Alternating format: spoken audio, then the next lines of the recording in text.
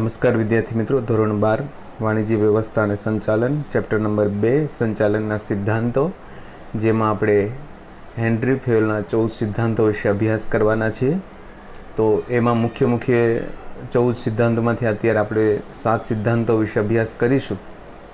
પહેલો છે શ્રમ વિભાજનનો સિદ્ધાંત, બીજો છે સત્તા અને જવાબદારીનો સિદ્ધાંત, ત્રીજો છે શિસ્તનો, ચોથો છે હુકમની એક વાક્યતાનો સિદ્ધાંત, પાંચમો સિદ્ધાંત છે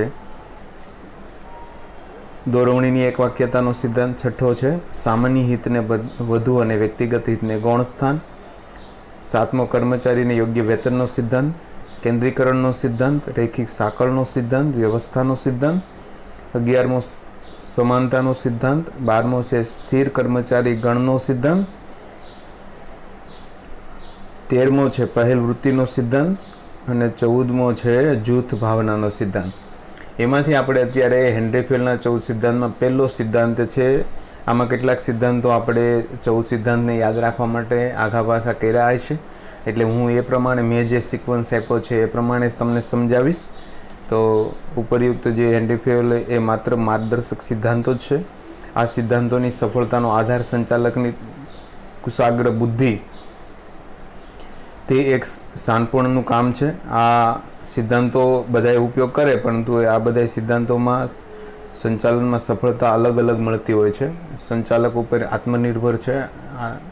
તો વિદ્યાર્થી મિત્રો, પહેલો છે શ્રમ વિભાજનનો સિદ્ધાંત. તો શ્રમ વિભાજનના સિદ્ધાંત વિશે એવું કહે છે, સંચાલનના કર્મચારીઓ તથા સંચાલકોની કાર્યક્ષમતા વધારવા પર ભાર મૂકવામાં આવે છે. તો એણે શું કીધું કે ભાઈ શ્રમનું વિભાજન કરો. દરેક વ્યક્તિ કોઈ કાર્યમાં નિપુણ હોય જ છે, પણ બધા જ કાર્યમાં નિપુણ નથી હોતો. તો જે વ્યક્તિ જે સંચાલક છે એને પહેલાં તો સંચાલકો અને કારખાના એમ બે ભાગમાં વહેંચી દો.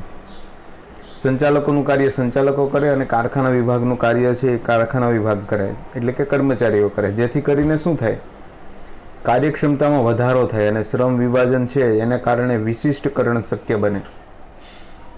જે વ્યક્તિ જે ક્ષેત્રમાં નિપુણ હશે એ વ્યક્તિ એ કાર્ય કરશે, સારી રીતે કરશે, એટલે સાધનોનો શું થશે, મહત્તમ ઉપયોગ થશે, કાર્યક્ષમતા વધશે અને વિશિષ્ટીકરણનો લાભ મળશે, એવું કહેવા માગે છે.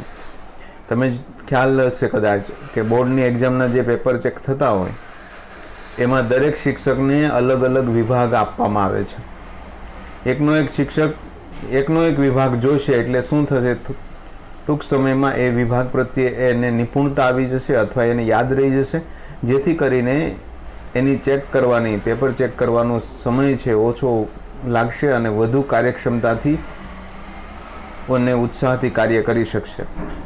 તો વિદ્યાર્થી મિત્રો, આવી રીતે જ સંચાલનમાં પણ શું થાય છે, કાર્યનું વિભાજન એટલે કે શ્રમનું વિભાજન કરે છે અને વિશિષ્ટીકરણ અને મહત્તમ સાધનોનો મહત્તમ ઉપયોગ શક્ય બને છે. બીજો સિદ્ધાંત છે સત્તા અને જવાબદારીનો સિદ્ધાંત. સત્તા અને જવાબદારી વિદ્યાર્થી મિત્રો એક સિક્કાની બે બાજુ છે. સત્તા હોય ત્યાં જવાબદારી હોય જ, અને જવાબદારી હોય ત્યાં સત્તા હોવી જ જોઈએ. સત્તા વગર જવાબદારી અધૂરી છે. એકાબીજા વગર બંને અધૂરા છે. જવાબદારી વગર સત્તા અધૂરી છે. તો ખાસ તો અહીંયા એવું કહે છે કે જ્યારે તાબેદારને કામ વિશેની કોઈ જવાબદારી સોંપવામાં આવે છે ત્યારે એ કાર્ય કરવા માટે એને સત્તા પણ આપવી જ જોઈએ, કારણ કે સત્તા વગર કોઈ જવાબદારી પૂર્ણ થઈ સારી રીતે કરી શકશે નહીં. દાખલા તરીકે કોઈ તમારા વિસ્તારમાં એક પોલીસ કર્મચારી છે, એને સત્તા આપી કે ચોરી ન થવી જોઈએ, જવાબદારી આપી કે ચોરી ન થવી જોઈએ, એનું તમારે ધ્યાન રાખવાનું, પણ તમે એને કોઈ પકડવાનું છે, એને મારવાનું છે, એને કોઈ સજા કરવાની સત્તા નથી આપી, તો શું થશે, જવાબદારી તો આપી દીધી પણ એ કરી શકશે નહીં, કાર્ય ફરજ બજાવી શકશે નહીં. એટલે જવાબદારી આપો તો સત્તા આપવી જ જોઈએ. અને બીજું ખાસ, સત્તા સોંપણી વખતે ખાસ ધ્યાન રાખવું જોઈએ, સત્તા વધી ન જવી જોઈએ, જવાબદારી કરતાં સત્તા વધવી ન જોઈએ અને જવાબદારી કરતાં સત્તા ઓછી પણ ન હોવી જોઈએ. ટૂંકમાં બંને સંતુલન જાળવવું જોઈએ. વધી જાય તો એનો ગેરઉપયોગ થાય. માટે સત્તા સોંપણી વખતે કેટલાક કર્મચારીનો હોદ્દો ધ્યાન રાખવું પડે, જ્ઞાનનું ધ્યાનમાં લેવું જોઈએ. અનુભવ છે, આવડત છે, લાયકાત છે, નેતૃત્વની ક્ષમતા છે, આ બધું ધ્યાનમાં લઈને તમે સત્તા આપી શકો છો. સત્તાને કારણે કર્મચારીનો ઉત્સાહ વધે છે અને ધ્યેય સિદ્ધિ સરળ બને છે. તો આ બીજો સિદ્ધાંત થયો. ત્યાર પછી છે આપણે શિસ્તનો સિદ્ધાંત પછી લઈશું, પણ હુકમની એક વાક્યનો ચોથો સિદ્ધાંત છે એના વિશે વાત કરી. હુકમની એક વાક્યતા એટલે શું? ધંધાકીય એકમમાં ઘણા બધા કર્મચારી કામ કરતા હોય અને ઘણા બધા સંચાલકો કાર્ય કરાવતા હોય. કોઈ કર્મચારી છે અને જુદા જુદા 3-4 લોકો કામ સીંધે છે, કામ કરવાનું કહે છે, તો એ કર્મચારી કોનું કામ કરશે? તમે છો તો તમને 4-5 શિક્ષકો એક જ વિષયનું શિક્ષણ આપતા હોય અને તમે કયા શિક્ષકનું માનશો? તો વાત એવી થઈ કે એક જ વિષયનું શિક્ષક આપે તો તમે મૂંઝવણ અનુભવશો કે કયા શિક્ષકોનું કયું કરવું, કોનું હોમવર્ક કરવું, ન કરવું. એવી રીતે ધંધાકીય એકમમાં ઘણા બધા કર્મચારી કામ કરતા હોય, પણ એમાં જે કર્મચારી છે એને સંચાલકો, જુદા જુદા સંચાલકો જો હુકમ આપે તો એ કોનું કામ કરવું એ મૂંઝવણ અનુભવે, જેને કારણે કાર્યક્ષમતામાં ઘટાડો થાય. કર્મચારી મૂંઝવણ અનુભવે, જેને કારણે કાર્ય કરતો નથી. આ સમયે હેનરી ફેયોલ એવું કહે છે કે એક જ વ્યક્તિ દ્વારા હુકમ મળવો જોઈએ. કોઈ પણ કર્મચારી છે એને એનો ઉપરી એટલે કે એનો જે બોસ છે એના તરફ એક જ વ્યક્તિ કહે તો તમે કરી શકો, જેને પરિણામે તમારામાં શિસ્ત છે, જવાબદારીની ભાવના છે, આ બધું હુકમની એક વાક્યતાને કારણે શક્ય બને. હુકમને લગતી કોઈ પણ મૂંઝવણ ઊભી થાય તો એ એના તરત ઉપરીને પૂછી શકે. એક કરતાં વધુ અધિકારીઓ તો દ્વારા હુકમો આપવામાં આવે તો કર્મચારીમાં મૂંઝવણ ઊભી થાય છે અને તેને કારણે ઔદ્યોગિક શિસ્ત જળવાતું નથી, ઝઘડા થાય છે. તમે કોઈ બીજા શિક્ષકનું હોમવર્ક કરો તો ઊંઘી જાઓ અને તમે બીજા શિક્ષકને બદલે મારું કરો તો ત્રીજો શિક્ષક ખીજાય. એમ ધંધાકીય એકમમાં પણ એવું હોય છે. એટલે એણે શું કીધું? એક જ વ્યક્તિ હુકમ આપે તો જ કાર્ય થાય.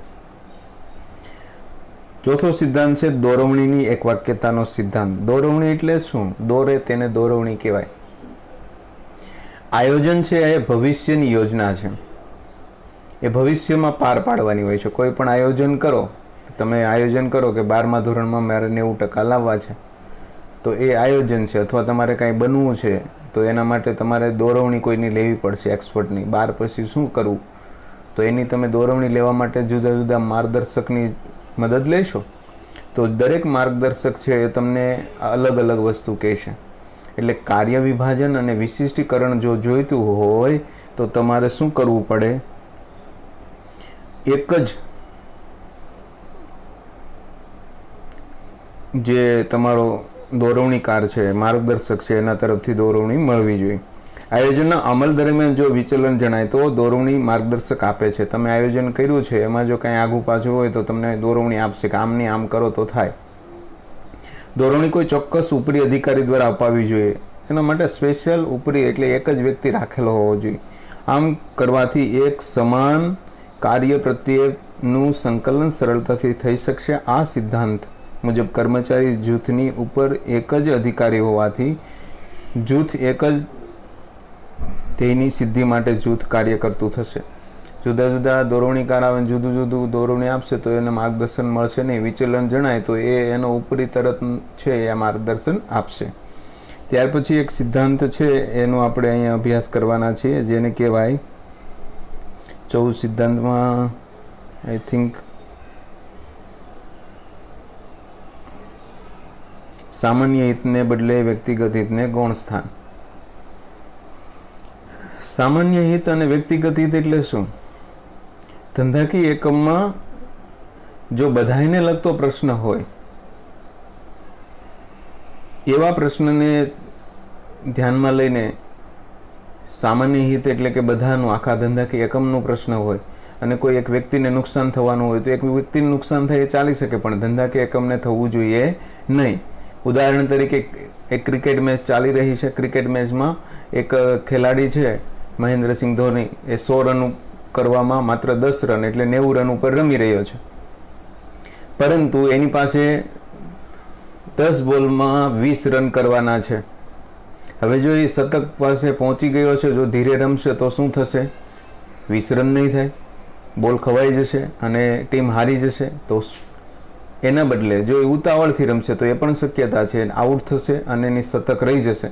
તો એ સમયે વ્યક્તિગત હિત એટલે કે ધોનીએ શું કરવું જોઈએ કે પોતાનું હિત સાઈડમાં મૂકી શતક થાય કે ન થાય પરંતુ ટીમ જીતવી જોઈએ, ટીમને આખી ટીમને ફાયદો થાય એવું કરવું જોઈએ. એમ ધંધાકીય એકમમાં કોઈ એક વ્યક્તિને નુકસાન થતું હોય ને આખા એકમને ફાયદો થતો હોય તો સામાન્ય હિતને વધુ અને વ્યક્તિગત હિતને ગૌણ સ્થાન, એક વ્યક્તિને લઈને ચાલવું જોઈએ નહીં. એટલે ખાસ ધ્યાન રાખવું જોઈએ. ત્યાર પછી છે વ્યવસ્થાનો સિદ્ધાંત. 10મો સિદ્ધાંત વિશે આપણે વાત કરીએ, જે આપણો અહીંયા 6થો સિદ્ધાંત રહેશે. વ્યવસ્થાનો સિદ્ધાંત શું કહે છે? વ્યવસ્થાના સિદ્ધાંત બે વસ્તુ ઉપર વ્યવસ્થાની ભાર મૂકે છે, એક માલ સામાનની વ્યવસ્થા અને એક સામાજિક વ્યવસ્થા. વ્યવસ્થા એટલે શું કે યોગ્ય જગ્યા માટે યોગ્ય વસ્તુ હોવી જોઈએ ને યોગ્ય વસ્તુ માટે યોગ્ય જગ્યા હોવી જોઈએ.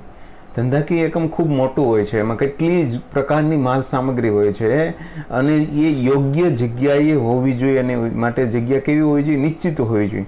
ગમે તે જગ્યાએ ગમે તે વસ્તુ પડી હોય તો શોધવામાં સમય લાગે, સમયનો બગાડ થાય, કર્મચારીનો ક્રોધ આવે, કાર્ય ઉત્સાહમાં ઘટાડો થાય, આવા પ્રશ્ન બને. એટલા માટે યોગ્ય જગ્યા માટે યોગ્ય વસ્તુ હોવી જોઈએ ને યોગ્ય વસ્તુ માટે યોગ્ય જગ્યા હોવી જોઈએ. એને કહેવાય માલ સામાનની વ્યવસ્થા. તેવી જ રીતે સામાજિક વ્યવસ્થામાં યોગ્ય લાયકાત કૌશલ્ય ધરાવતા કર્મચારીને યોગ્ય સ્થાને મૂકવા જોઈએ. કોઈ ચોક્કસ સ્થાન માટે યોગ્ય કર્મચારીની ભરતી અંગેની પણ વ્યવસ્થા હોવી જોઈએ. ગમે તેને ગમે ત્યાં રાખી દેવાય નહીં તો શું થાય? ધંધાકીય એકમમાં નિષ્ફળતા મળે ને મળે. યોગ્ય સ્થાન માટે યોગ્ય વ્યક્તિ હોવો જોઈએ ને યોગ્ય વ્યક્તિ માટે યોગ્ય સ્થાન હોવું જોઈએ. અને ત્યાર પછી છે સ્થિર કર્મચારી ગણનો સિદ્ધાંત. 12મો સિદ્ધાંત છે એ આપણે આજના લેક્ચરમાં 7મો સિદ્ધાંત છે. 12મા સિદ્ધાંતમાં શું કહે છે? સ્થિર કર્મચારી ગણનો સિદ્ધાંત. સ્થિર કર્મચારી ગણ એટલે શું કે ધંધાકીય એકમમાં લાંબા સમય સુધી એ કર્મચારી તમારા એકમમાં રહીને કામ કરે. એને શું કહેવાય? સ્થિર કર્મચારી ગણનો સિદ્ધાંત. વિદ્યાર્થી મિત્રો ખાસ ધ્યાન રાખજો, કર્મચારી છે એ અમૂલ્ય મિલકત છે, એમાં પણ સ્થિર કર્મચારી છે એ અમૂલ્ય મિલકત ગણાય છે. અગત્યની ભૂમિકા ધંધાકીય એકમમાં કોની છે? તો કર્મચારીની છે. તો ખાસ તો કરીને એક જ કર્મચારી લાંબા સમય સુધી એ જ એકમમાં હોય તો તમને ખ્યાલ છે એ એકમથી શું થાય? એ પરિચિત થાય છે. એના કારખાનાની પરિસ્થિતિ હોય, કર્મચારી એના ઉપરી અધિકારીઓની પરિસ્થિતિ હોય, ત્યાર પછી ધંધાકીય સ્થળની જે મર્યાદાઓ છે એનાથી વાકેફ હોય છે, એના સંચાલકોના સ્વભાવથી વાકેફ હોય છે અને એના ખાસ જે દરરોજ રૂટીન કાર્યો છે એનાથી વાકેફ હોવાને કારણે એ કાર્ય સારી રીતે કરી શકશે. તો ખાસ વિદ્યાર્થી મિત્રો આ જે એણે કીધું એ પ્રમાણે સ્થિર કર્મચારી ગણ હોવો જોઈએ, જેથી કરીને શું થાય તો લાંબા સમયે એ કર્મચારી છે એ આપણે ત્યાં કામ કરે તો એનો કાર્યક્ષમતામાં વધારો થાય, જેને કારણે ઉત્પાદકતા વધે. ઉત્પાદકતા વધે એટલે નફાકારકતા વધે અને તેમજ LTR એટલે કે લેબર ટ્રાન્સફર રેટ એટલે કે કર્મચારી જે બદલે છે એ ન બદલે અને એનો દરમાં શું થાય? કર્મચારી ફેરબદલી દરમાં ઘટાડો થાય. એ કરવા માટે તમારે કર્મચારીને સતત કાયમી કર્મચારી હોય એને બઢતી આપવી પડે. જો એ કર્મચારી વર્ષોથી કામ કરતો હોય, સારું કામ કરતો હોય તો એને યોગ્ય બઢતી આપો. બઢતી ના આપો તો એ જતો રહે બીજી કંપનીમાં. બઢતી આપવી પડે, સમયે તાલીમ આપવી પડે વગેરે વ્યવસ્થા કરવી જોઈએ. તો આજના લેક્ચરમાં વિદ્યાર્થી મિત્રો આપણે એટલું જ રાખીએ. ખાસ 14 સિદ્ધાંતોમાંથી આજે 7 સિદ્ધાંતો સમજવાનો પ્રયાસ કર્યો. આમાં ક્રમ છે એનાથી અલગ છે. એનું કારણ છે કે હું તમને એક સૂત્ર આપવાનો છું જે યાદ રાખવા માટે હશે. એટલે ખાસ જે પણ સમજાવ્યું છે એ પ્રમાણે કરજો.